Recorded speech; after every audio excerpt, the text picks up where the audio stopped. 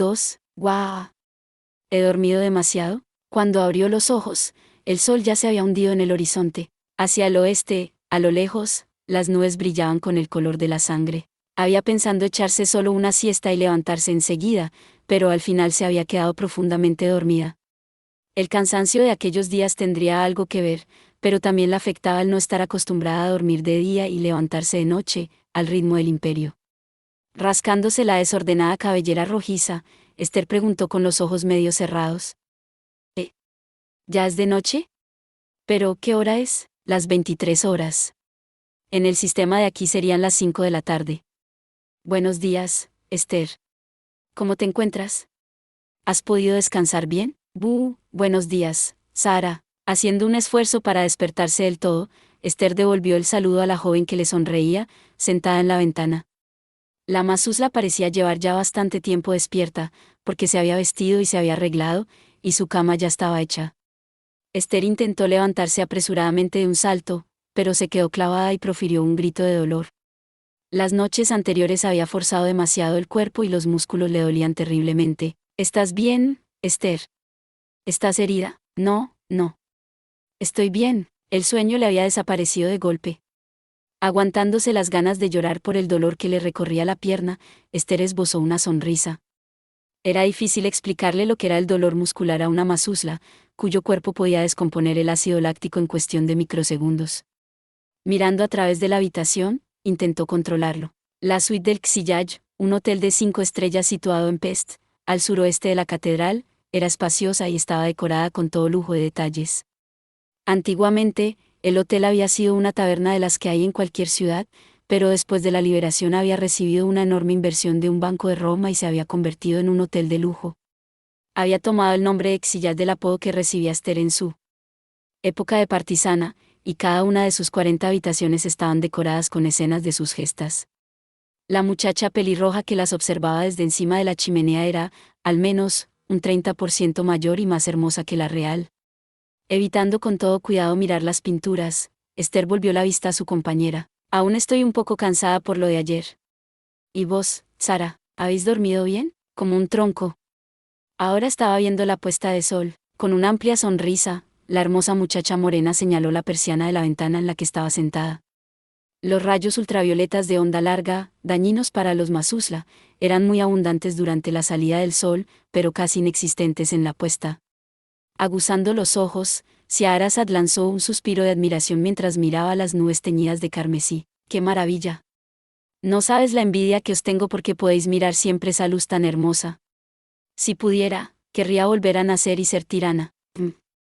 Es una opinión muy original. En una esquina de la habitación tenían las ropas dispuestas sobre un carrito. Mientras se vestía con el hábito, que estaba tan limpio y planchado que parecía nuevo, Esther respondió, medio emocionada, medio confusa. En el imperio conocía bastantes Mazuzla, pero es la primera vez que oigo a uno decir eso. Ya decía yo que sois algo especial, Sara, es que mi vida ha sido un poco diferente. Scheherazade no pareció molestarse al ser calificada con el adjetivo ambiguo de especial. Con la mejilla pegada a la ventana, la Mazuzla lanzó un suspiro triste. Ya te he contado que, tras la muerte de mis padres en un accidente, me crió mi tío, el duque de Tigris, ¿verdad? Como el tío Sulaimán tenía que viajar mucho por su trabajo, me llevó con él a diferentes ciudades cuando era niña. Misr, Chipre, Palmira. Todos eran lugares magníficos y hermosos.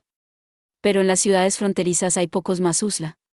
A veces, solo éramos mi tío y yo. Aparentemente, también los Mazuzla se ponían melancólicos ante la puesta de sol. O quizá era que le recordaba el sol de su niñez. Fuera como fuera, la muchacha no apartó los ojos de la luz que estaba a punto de apagarse en el horizonte. Scheherazade ocupaba una posición importante como gobernadora de Timisoara y durante la rebelión de su tío le había proporcionado esta información obtenida gracias a su cargo. La verdad era que ella no tenía ni idea de que su tío estaba organizando un golpe de estado, pero filtrarle aquella información era un delito de todos modos. Por eso, antes de que la convocaran ante el Consejo Secreto, había decidido huir del imperio. Esther opinaba que si declaraba que no había tenido ninguna mala intención todo se solucionaría, pero para unas criaturas tan orgullosas como los Mazuzla, tener que explicar sus propios actos era casi peor que la pena de muerte. Una sombra pasó por el rostro de la muchacha, que había perdido su patria probablemente para siempre. En aquellas ciudades en las que no había Mazuzla, los tiranos se hicieron amigos míos. Además, estaban los vasallos de mi casa. Ellos eran mis únicos amigos y mi única familia. Por eso, tengo casi más simpatía por los tiranos que por los Mazuzla. Sí, efectivamente soy un poco especial, como tú dices. No había ni un ápice de reproche en la voz de la muchacha. Si Esther se disculpó fue puramente por su mala conciencia. Perdón, Sara. Si ayer no hubiera mordido el anzuelo. Si no hubiera caído en aquella trampa tan burda, ahora ya estaríais reunida con vuestros vasallos. No, Esther, no lo decía para reprocharte nada. La Mazuzla pareció sorprendida ante las disculpas de Esther y negó con la cabeza, como si fuera ella quien se sintiera culpable. Después de abrazar a la monja, le dijo, mirándola a los ojos. De anuncio fue muy artero, pero no tienes que sentirte culpable por eso. Solo el hecho de que quieras ayudarme ya me da ánimos. ¿Entiendes? La mirada de amatista que se reflejaba en los ojos de Esther lanzaba una luz dulce. La muchacha, a la que los periódicos de Istvan llamaban vampiro, diablo infernal y demonio chupasangre, abrazó de nuevo a la monja y hundió el rostro en su melena rojiza. Si no te hubiera conocido, pensaría que todos los tiranos del exterior son como de anuncio. Quizá os hubiera odiado a todos. Quizá habría querido mataros a todos. Estoy muy agradecida de haber tenido la suerte de conocer a alguien tan bondadoso como tú, hermana Blanchett. Pero, no digáis eso, la muchacha olía como un lugar soleado. Esther sonrió, dominando su turbación. Ya os he dicho que hasta la semana pasada estaba en el imperio. ¿Verdad? Allí tuve la suerte de conocer a mucha gente que ayudó. Por eso quiero hacer lo mismo por vos. No es nada más que eso. No hace falta que digáis esas cosas. Unos golpes educados resonaron al otro lado de la puerta. Seguidamente, después de una breve pausa de la duración precisa que recomendaría un manual de buenos modales, se oyó una voz cortés. Con vuestro permiso, señoritas. ¿Ya estáis despiertas? ¿La cena está lista y el dueño ya ha llegado? Ah, sí. Enseguida salimos, señor Butler, respondió Esther, abriendo precipitadamente la puerta. La habitación contigua estaba habilitada como comedor, para que los huéspedes de la suite no tuvieran que preocuparse de salir a comer. La mesa estaba llena de platos que desprendían un aroma apetitoso. Buenos días, señoritas. ¿Habéis descansado bien? Quien las saludaba con una reverencia era un hombre moreno que las esperaba al lado de la mesa. Detrás de él, como una sombra, se encontraba el joven de cabellos grises con expresión tenebrosa. En contraste con ellos, el gigante que estaba sentado en la mesa les dio la bienvenida con gestos exagerados. Xiyay. ¿Has dormido bien? Este buen mozo me ha contado lo de anoche. Parece que fue bastante desastroso. Perdona por haber aparecido así de golpe, Ignaz. Esther se disculpó, avergonzada, ante el dueño del hotel, Ignaz Lukács. Después del alboroto de la noche anterior habían conseguido deshacerse de la persecución y se había refugiado en el hotel. Extenuada, Esther se había desplomado sobre la cama sin ni siquiera saludar a su antiguo compañero partisano. Rascándose la cabeza, la muchacha dijo, ruborizada. No sabes cómo te agradezco que nos acojas. Creo que un hotel de lujo como este será el último lugar en el que nos buscarán. J.E., y encima en la suite, se notaba que ya había tomado alguna que otra copa. Cuando les guiñó un ojo, las mejillas del gigante tenían el color del alcohol. En los tiempos en que ayudaba al movimiento partisano de Esther con material y provisiones, ya estaba algo relleno, pero últimamente parecía haber engordado aún más. Al reír le vibraban las gruesas mejillas. Sea la iglesia o sea quien sea, nadie le pone la mano encima a mi santa. Puedes quedarte aquí cuanto quieras. Bueno, pero eso tampoco es una solución. Esther tomó asiento con cara de preocupación. Sin tocar la comida, se sinceró ante su antiguo compañero. Supongo que te lo habrá dicho el señor Butler, el arzobispo de Anuncio está planeando algo terrible. Ignaz, ¿a cuántos de nuestros antiguos compañeros crees que podemos reunir? Hay que actuar esta misma noche para solucionarlo antes de la ceremonia de mañana. ¿Nuestros antiguos compañeros? Si les llama Xiyal vendrán, pero... La sonrisa había desaparecido del rostro del gigante. Posó el vaso sobre la mesa y dijo con esfuerzo, pero no te puedo prometer cuántos. Están todos muy ocupados con sus trabajos. ¿Sus trabajos? ¿Qué hacen? Como si no se hubieran dado cuenta de la luz de impaciencia que brillaba en la mirada de lapislázuli, Ignaz se puso a contar despacio con los dedos. El tío Imra es el director del Museo de la Liberación. Oudi lleva una empresa de transportes. A Gandalf acaban de hacerle asesor honorario de un banco. El bribón de Crudi se casó con una viuda rica de Venecia y se marchó de la ciudad. Todos tienen su vida, ya veo. Esther chascó la lengua y se quedó pensativa. Debería haberlo imaginado. Ella misma había cambiado mucho durante aquel año. Era normal que sus antiguos compañeros hubieran seguido con sus vidas, cada uno por su camino. No tendría que haber sido tan optimista ni pensar que podría contar con sus viejos camaradas. Sería preciso replantearlo todo desde el principio. No hay nadie más en quien podamos confiar. A su lado, Scheherazade parecía intranquila. Esther intentó sonreír para calmarla y dijo con un tono que quería sonar despreocupado. Nuestro adversario es el arzobispo. En cuanto podamos contactar con la cardenal Sforza, seguro que hará algo, pero nosotros no debemos quedarnos cruzados de brazos. Es precisamente eso, Xiyay. Ante la sonrisa forzada de la muchacha, Ignaz endureció la expresión. Desvió la mirada, como si le resultara difícil hablar, y encogió los hombros. No sé cómo decirlo, pero no será fácil encontrar a alguien que quiera enfrentarse al arzobispo. Yo mismo no lo veo muy claro. Oponerse a alguien tan magnífico. ¿Pero qué dices? ¿Acaso no había oído lo que había ocurrido en la catedral? Esther estalló ante la mirada del gigante de mejillas sonrosadas. Sin esforzarse por ocultar su indignación, le preguntó de inmediato. ¿Es que no te ha contado nada el señor Butler? Ese hombre intenta matarnos y provocar una cruzada aprovechando nuestra muerte. ¿Cómo puedes llamarle a alguien tan magnífico? No te pongas así. Yo no entiendo de guerras ni de cruzadas. Ignaz hizo un gesto con la mano ante la dura mirada de Esther. Después de beberse de un trago la copa para animarse, prosiguió. Pero la verdad es que ha sido gracias a él que Istvan ha podido recuperarse. Todos le están agradecidos por ello. Los antiguos partisanos son tratados como héroes. Quien quiere montar un negocio puede recibir enseguida inversiones de Roma. A quien quiere una casa, se la construyen de inmediato.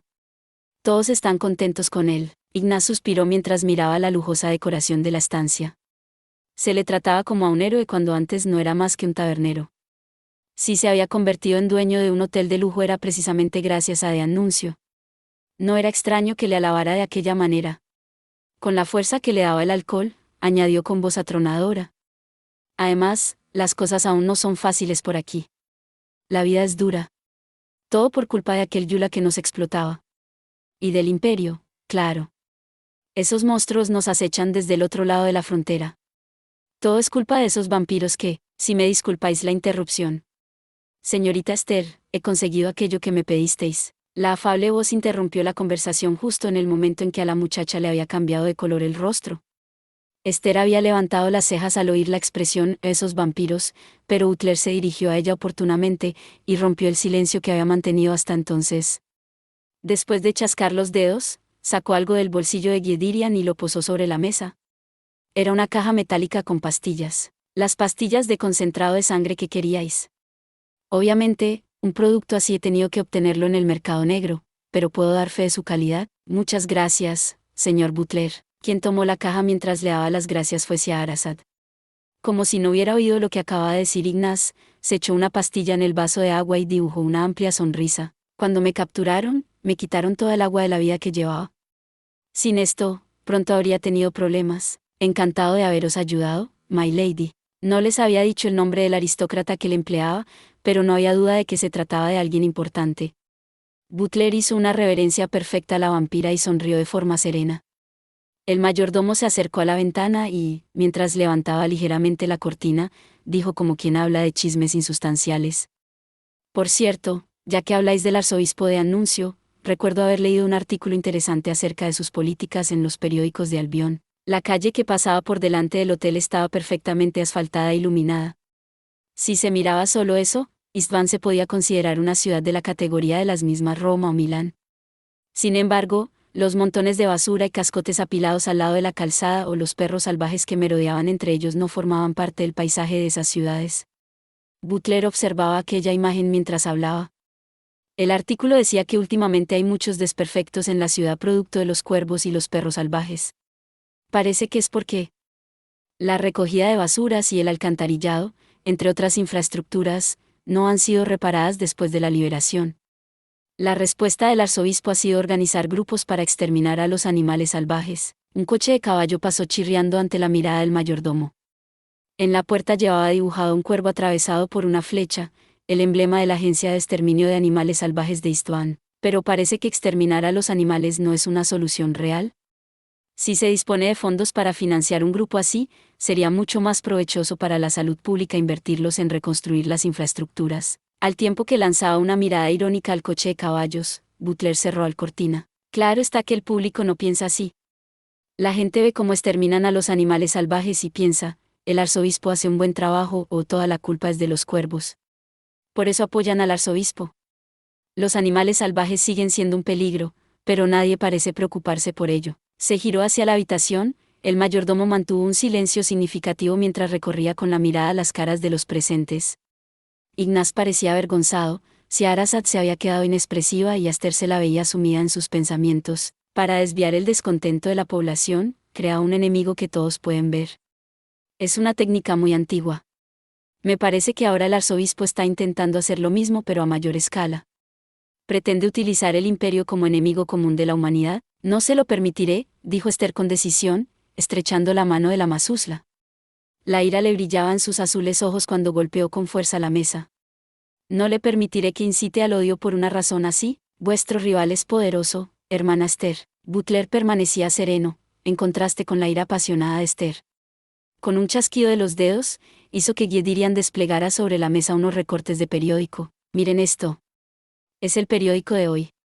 El arzobispo sabe perfectamente cómo manejar al Vaticano y los medios. Pero, muerta la santa, Esther abrió los ojos como platos al ver el titular sensacionalista que le señalaba a Butler. Parecía que los ojos se le iban a salir de las cuencas cuando gimió.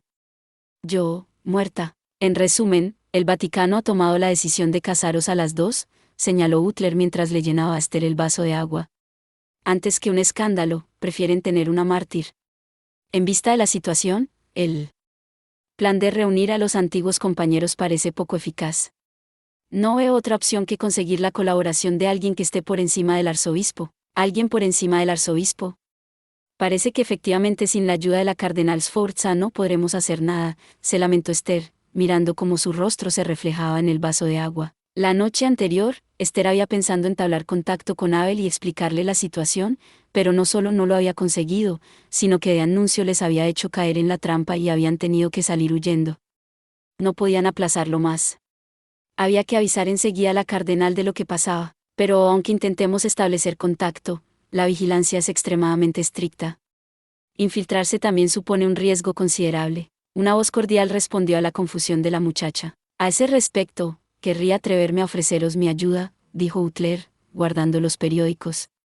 Tengo un conocido entre los eclesiásticos de Istvan, y podría pedirle que nos sirviera de puente para contactar con la cardenal. ¿Es un amigo vuestro? ¿Podían confiar en él? Aquel caballero de Albión había sido extremadamente amable con ella desde que le había conocido, incluso hasta el punto de ayudarla aun sabiendo que Scheherazade era una vampira.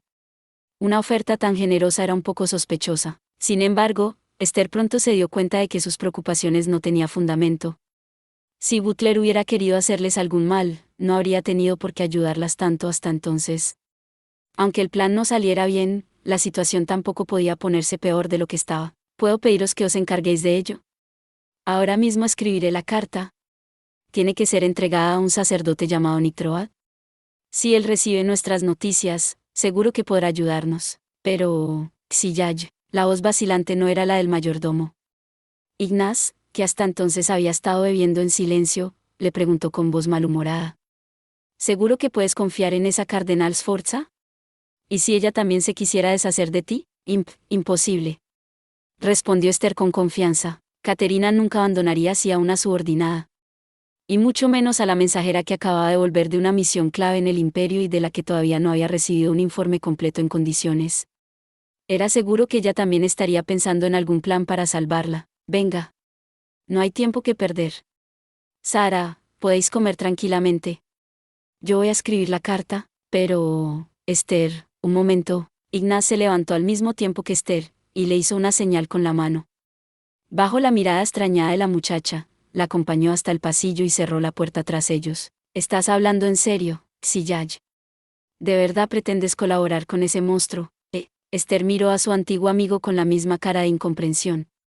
Podía entender que un ex partisano como él llamara monstruo a una mazusla, pero ¿a qué venía a preguntarle si hablaba en serio? ¿Te refieres a contactar con la cardenal Sforza?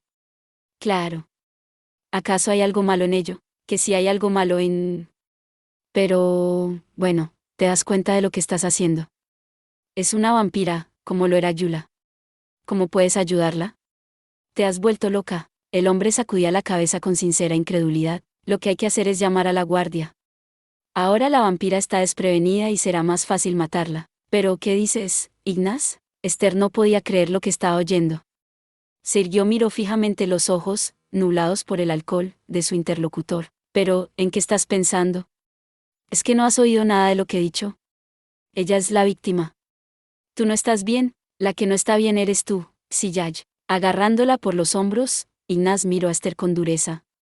Desde que la muchacha había partido hacia Roma, probablemente su antiguo amigo había vivido mucho mejor. La papada se le había llenado y sus manos había perdido fuerza. Pese a ello, Ignaz todavía era fornido y sostuvo a Esther mientras le llenaba la cara de saliva al gritarle: «Despierta, Esther. El enemigo son los vampiros. ¿Cómo puedes hablar de salvarla? Esas no son las palabras de la santa que nos lideró hace un año en la lucha contra el monstruo. Eso.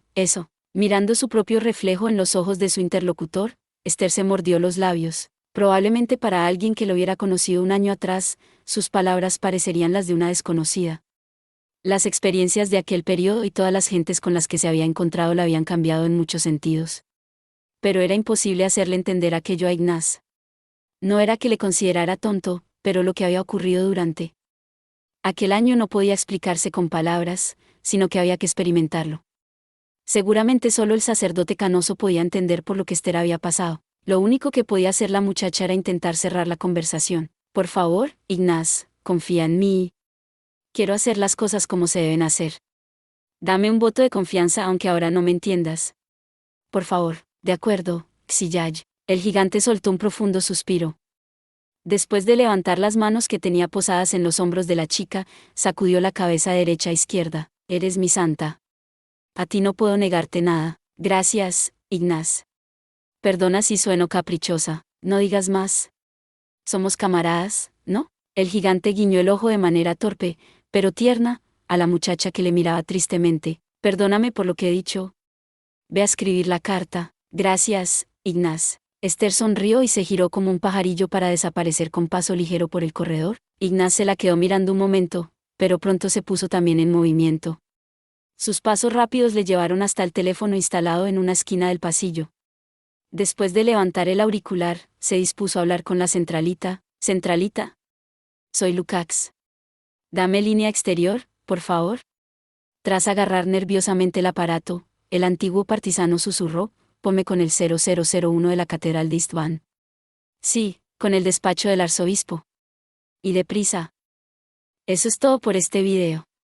Espero que hayas disfrutado de la narración de esta emocionante novela web o ligera.